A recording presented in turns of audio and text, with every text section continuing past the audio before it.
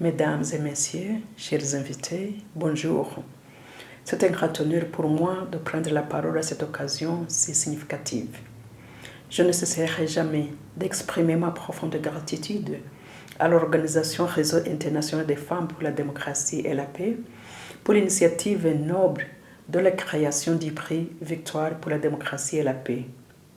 Comme chaque année, depuis ma libération de prison, je vous remercie de l'opportunité que vous me donnez de participer à distance à cet événement de remise de prix. Je tiens tout d'abord à remercier chaleureusement les membres du jury pour leur travail minutieux et leur impartialité dans le choix des lauréats. Leur expertise et leur engagement ont permis de mettre en lumière des initiatives importantes pour la paix, la démocratie, la liberté d'expression, les libertés des droits humains et la justice sociale. Je voudrais également féliciter chaleureusement tous les lauréats qui ont déjà reçu ce prix ou qui vont le recevoir aujourd'hui, qui, par leur engagement exemplaire, ont contribué d'une manière ou d'une autre à la construction de la paix, le respect de la personne humaine, de la justice sociale dans le but d'améliorer la qualité de vie de la population dans la région des Grands Lacs africains. Leur travail courageux et déterminé fait une réelle différence et mérite toute notre admiration. Je remercie également tous les participants de cette journée, qu'ils soient présents pour la première fois ou qu'ils se donnent la peine d'y participer chaque année depuis la création du prix Victoire pour la démocratie et la paix.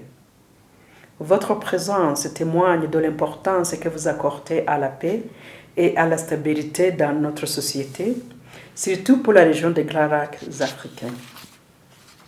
Votre engagement est essentiel pour créer un avenir pacifique et juste pour tous.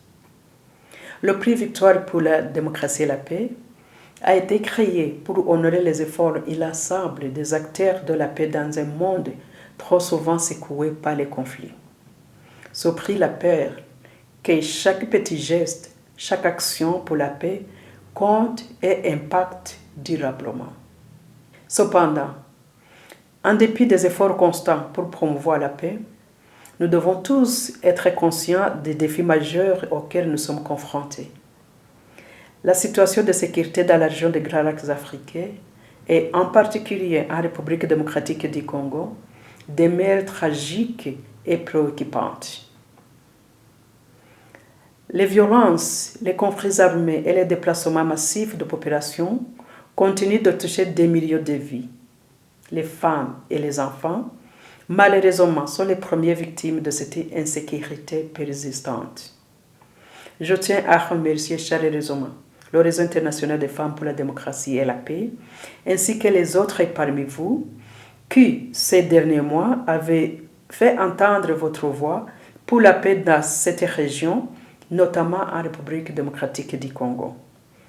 Votre engagement constant et vos actions déterminées pour la paix en Afrique des Grands Lacs sont d'une importance capitale dans son contexte de crise. Je fais appel à toute personne ici présente, ainsi qu'à toute personne dans le monde qui aime la paix, pour qu'ensemble, nous fassions entendre notre voix. Nous devons travailler ensemble pour mettre fin aux violences faites aux femmes et aux enfants à l'est de la République démocratique du Congo et dans toute la région des Grands Lacs. La guerre, les conflits armés, la souffrance des innocents doivent cesser. Je fais également un appel aux particuliers aux femmes qui occupent des postes à responsabilité, tant au niveau mondial qu'au sein de la région, pour qu'elles jouent un rôle plus actif et déterminant dans la recherche d'une solution adéquate et durable au conflit à l'est de la RDC. Je reste convaincu que la paix dans notre région viendra lorsque tous ceux qui veulent contribuer à la paix accepteront que la solution aux problèmes politiques internes au Rwanda est un préalable pour la région. Le dialogue qu'on exige pour la République démocratique du Congo doit aussi être exigé pour le gouvernement rwandais. Ce dernier doit engager un dialogue sincère avec son opposition afin de mettre en place une nouvelle forme de gouvernance qui garantisse des institutions capables de sécuriser tous les Rwandais. C'est à travers ce processus qu'on pourra mettre fin au problème des réfugiés rwandais, que le gouvernement rwandais brandit souvent comme une menace à sa sécurité et à son pouvoir. Il est impératif que cette question soit abordée de manière ouverte et transparente pour que la paix durable soit réellement possible dans notre région. Dans cette optique, je m'inscris pleinement à la proposition faite par les cardinaux et évêques, membres de l'Association des conférences épiscopales de l'Afrique centrale, dans leur message signé à Dar es Salaam le 26 février 2025. Dans ce message, ils exhortent chaque État de la région à aménager un cadre efficace de dialogue et d'écoute, indispensable pour la construction de la paix et la stabilité dans notre région.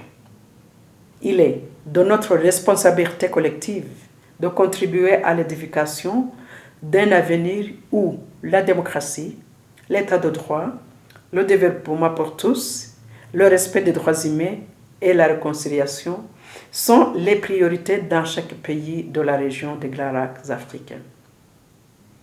Les efforts doivent être concentrés sur la mise en place des traités de paix régionaux afin de favoriser la stabilité et l'intégration régionale avec pour objectif de promouvoir le développement et la prospérité de toute la région. Nous devons tous soutenir des initiatives qui permettront à cette région qui a tant souffert de connaître enfin la stabilité et la prospérité. Ensemble, faisons en sorte que le rêve d'un monde sans violence et sans guerre devienne une réalité.